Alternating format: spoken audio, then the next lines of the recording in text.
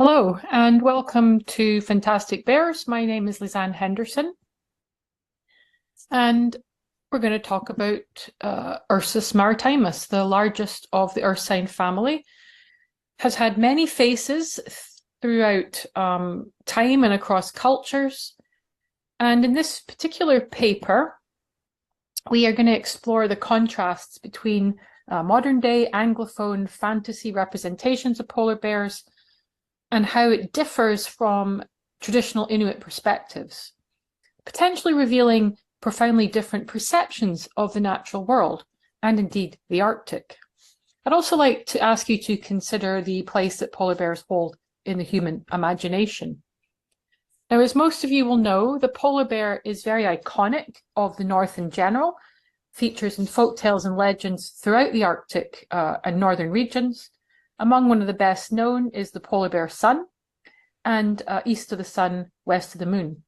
Lots of different themes emerge from these kinds of stories, such as origin, creation stories, family, community bonds, success and failure at hunting, interspecies communication, shapeshifting, shamanism, and of course, connections with the supernatural. Sometimes we find these magical motifs being retained in literary and film interpretations, such as the magnificent character of Iorek Byrnison, the panserbjørne bear. He's a bear king in the wonderful novel by Phillip Pullman's, his trilogy, his Dark Materials, adapted as a feature film as well. Byrnison is reminiscent of medieval Nordic traditions of the bear, as a guiding spirit, or fylgja, as in Njal saga, when the hero Gunnar's fylgja is a massive bear. Now, in most instances in the sagas, these would have been European brown bears, but the Scandinavians were well acquainted with the ice bear, or isbjørn in Norwegian, vitabjørnen in Icelandic. So the polar bear fylgja is not out of the question. However, in many popular television shows, and I'm thinking here of things like Lost, Fortitude, and Game of Thrones, they have preferred to use the polar bear more as a figure of fear and horror. So let's look at a few of these in turn. The hit American ABC series Lost. The premise of this show was that an airplane is crash-landed on a tropical island, and the survivors quickly discover not all is as it seems. In the pilot episode, some of the key characters are charged by a polar bear, which they shoot. There was a little bit of foreshadowing in the show to this incident when a little boy is reading through a comic book and he sees this particular aggressive-looking bear in his comic book. The whole series is littered with polar bear references, but it's not until the third season that we get a somewhat ludicrous explanation as to why they're there in the first place. Apparently brought there to be used in electromagnetic research made to push a wheel that could transport the bears through space and time. One ends up in Tunisia, another very unlikely spot for a polar bear. But like a lot of things in this show, unexplained how a polar bear was able to survive in a steamy, seal-devoid tropical island. Sky Atlantic's equally disappointing horror psychological thriller, Fortitude, filmed in Iceland, but set in a fictional Norwegian Arctic modeled on Longyearbyen and Svalbard. Show starts off as a kind of murder mystery, but then evolved into a body shock invasion by parasitic wasps that were frozen inside a woolly mammoth, safe in the permafrost for 30,000 years until the prehistoric animal starts to thaw out, and then the wasps start laying their larvae, contaminating the local wildlife with a contagious disease. Chaos ensues in this icy and previously crime-free island, beginning with psychotic, cannibalistic polar bears, of which one is witnessed in the very first episode, disemboweling a man while he's still alive. It doesn't take too long for the human population to also start falling prey to the disease, and the threat of the kind of crazed polar bear remains ever present. The storyline, though, is basically about the devastation wreaked by anthropogenic climate change, but regrettably the environmental theme starts to wane and is overtaken by kind of demonic possession, confusingly infused with Inuit shamanism and Greenlandic traditions of the Tupilak, of which I'll explain in a moment. Now, I say confusingly because Svalbard has never had an indigenous population of Inuit or Sami, or anyone else for that matter. And there's also an uncomfortable pairing of the polar bear's dangerous predator with the dangers of human sexual predators, when one of the characters, a victim of rape, says, "In this place, things can come at you from nowhere, monsters. You don't see them, you won't hear them until they have you in their teeth, and then they're gone into the darkness before you know it." One of the more inventive manifestations of polar bear as monster appears in HBO's very successful Game of Thrones, when a White Walker zombie bear attacks Jon Snow and his crew, kills one of their number, mauls another, and out of the frozen gloom, the undead bear makes its attack. Thoros and Beric, they set it ablaze with their fiery swords, which looks impressive, but fails to destroy the zombie bear. It takes a stab from Jorah Mormont's dragonglass dagger to finally put the bear down. However, the bear serves its purpose as reminding our heroes the night is dark and full of terrors. Now, this idea of a kind of savage monster driven by anthropophagous desires to eat human flesh is well known to us, especially through another top predator here, the great white shark, in the movie Jaws of 1975. And these kinds of characteristics are attached to polar bears as well, going all the way back to the 19th century, if not earlier, where we see polar bear as monster emerging in accounts and illustrations of Arctic exploration, feeding an increasingly hungry British and North American public looking for excitement and adventure, tinged with a splash of terror. The explorers were searching for the Northwest Passage for a trade route across the top of the Canadian Arctic. In these 19th century accounts, the polar bears are often depicted in angry poses, rearing up with gaping jaws, sometimes hunting down poor, unsuspecting explorers in packs, almost like wolves, despite the fact they are not pack animals, but they are solo hunters. But these sorts of stories and images, they fed into colonial notions of brave, strong, fearless, conquering white men, taming the savage lands for imperialistic glory. Just to give you a little feeling for the kind of language I'm talking about here, this one from Sir John Leslie's narrative of discovery, 1831. This fierce tyrant of the cliffs and snows unites the strength of the lion with the fierceness of the hyena. Man, viewed by him always as his prey, is attacked with peculiar fierceness. He likes this word fierce. It appears 3 times in this short passage, and he then goes on to give other harrowing accounts of unsuspecting sailors being attacked by ferocious, monstrous bears. This idea of the kind of bear monster then, it rears again in the Terror, AMC's production, based on an adaptation of Dan Simmons' novel, consciously plays into the fantasy horror genre, notions of the Arctic sublime, though it is loosely based on an actual expedition led by Sir John Franklin, who was in search of the Northwest Passage in 1845, with 2 very aptly named ships, the Erebus and the Terror. And 134 souls went on the expedition, none of whom survived to tell us of the terrible fate that befell them. The most shocking revelation came from Scotsman John Ray from Orkney, who discovered that some of the men had resorted to cannibalism. Now, The Terror itself was directed by Ridley Scott, and there are overtones here of his acclaimed film Alien from 1979, such as the unfamiliar alien landscape of the Arctic, or the relentless feeling of impending doom, the gruesome deaths at the hands of intelligent but remorseless predators that seem to enjoy ripping people apart. In the Terror, that malevolent force is Toonback.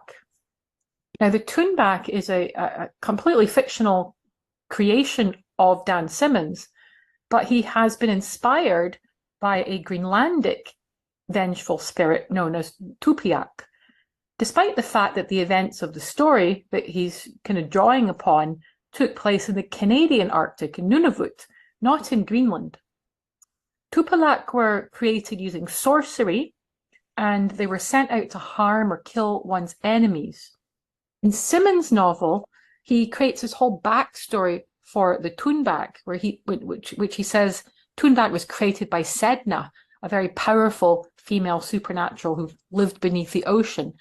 Toonback is banished from the spirit world, where he's forced to adopt the form of the most terrible living thing it could find on Earth, which is the polar bear. Now, Sedna knew that the Angakuk, the Inuit shamans, would learn how to control Toonback's desire for havoc, and in time they did learn to communicate with it. But the cost was that the Angakok who spoke with Toonback would no longer be able to speak with their fellow humans. Furthermore, no trespassers would be allowed to enter Toonback's domain. Now, unfortunately, this equilibrium between Toonback and Inuit is destroyed with the arrival of the Kabluna, which is an Inuktitut word meaning white people. It's their presence that poisons the Toonback and angers it. But the death of Toonback also means the destruction of the Inuit way of life. They would forget their language, their culture, their social structures, and would start to crumble. So Simmons' literary creation, we might say, it could be seen as a criticism or perhaps a reflection on the negative impacts of colonialism.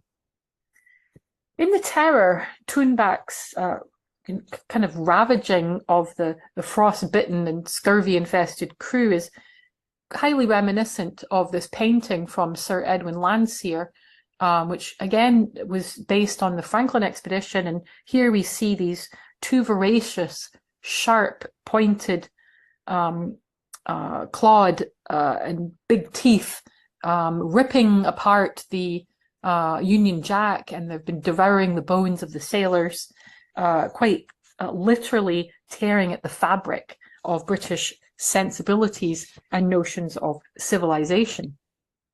Now, turning to the North Water, another one adapted from a novel, this time by Ian McGuire.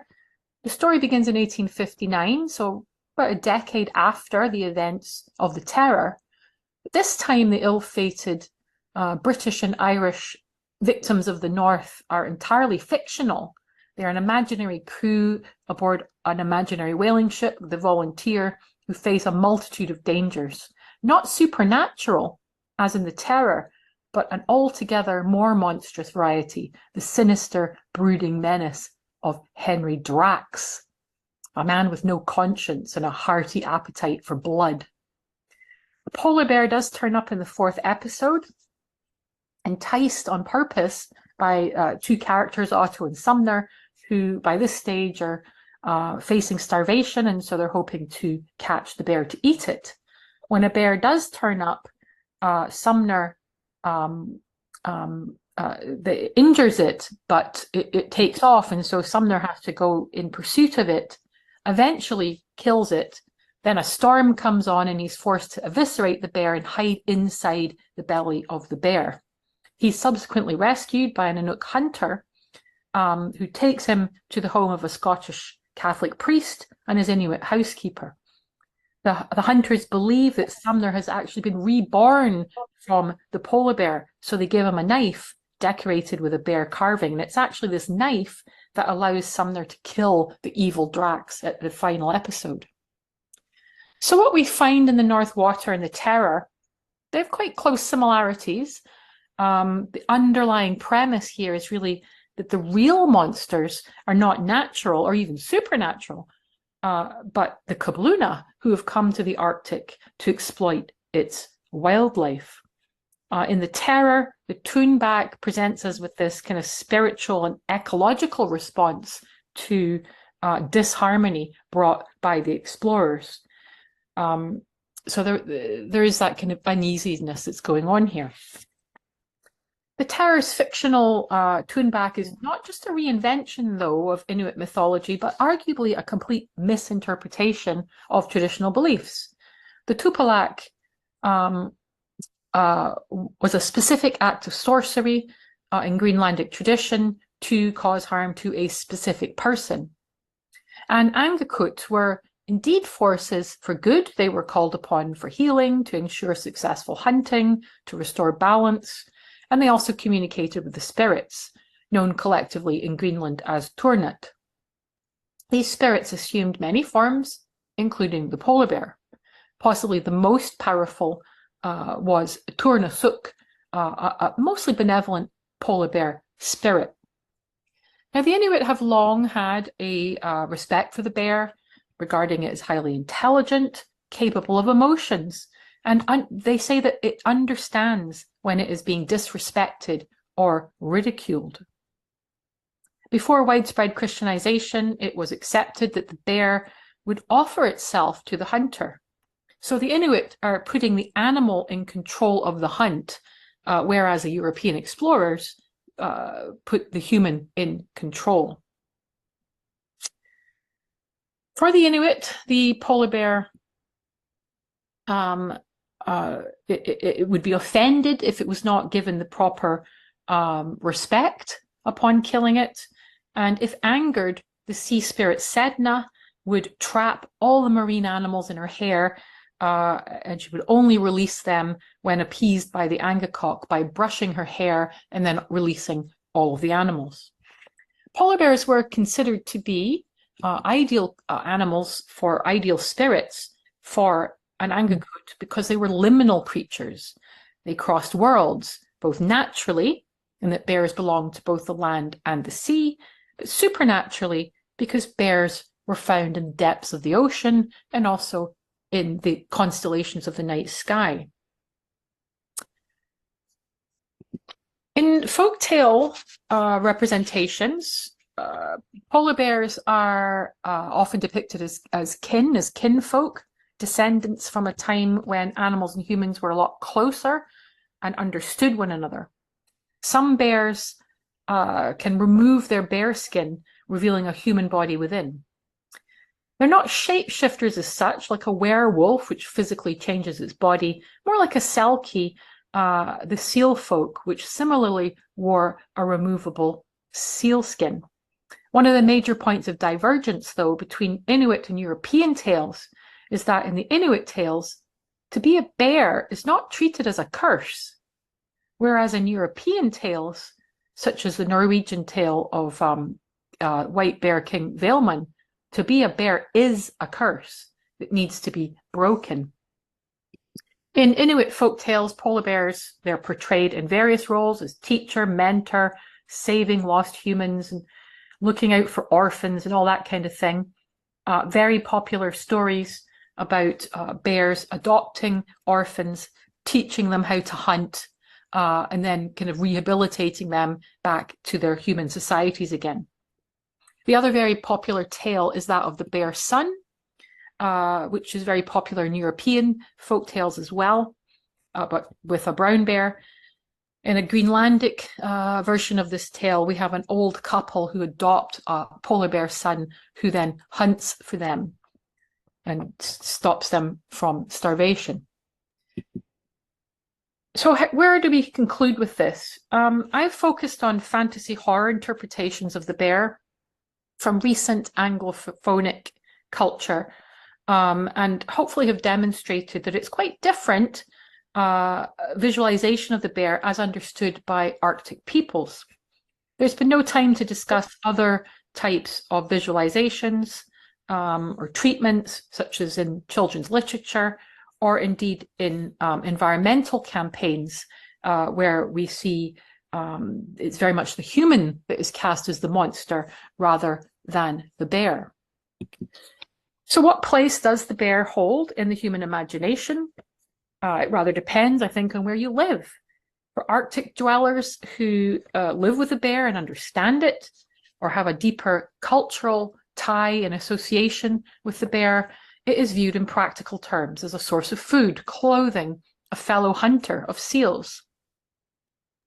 For those not from the Arctic, whose experience of the bear is limited or even non-existent, the bear is often a figure of fantasy or a symbol of fear and savagery. Or in the words of Herman Melville, witness the white bear of the poles and the white shark of the tropics. What but their smooth, flaky whiteness makes them the transcendent horrors that they are? In environmental communication, then, the ferocious qualities of the bear are replaced with imagery of the bear as vulnerable, walking along the edges of extinction, no longer stereotyped as man-eating beast, but as emaciated and ice-starved victim in need of human assistance. And yet, in the realm of fantasy horror, there is still seemingly a place for this icon of the North to dredge up old fears of a beast that can stalk you and swallow you whole. So I'll leave you with that thought. What is the polar bear to you? Thank you very much for your attention, and I hope you've enjoyed this presentation. Thank you.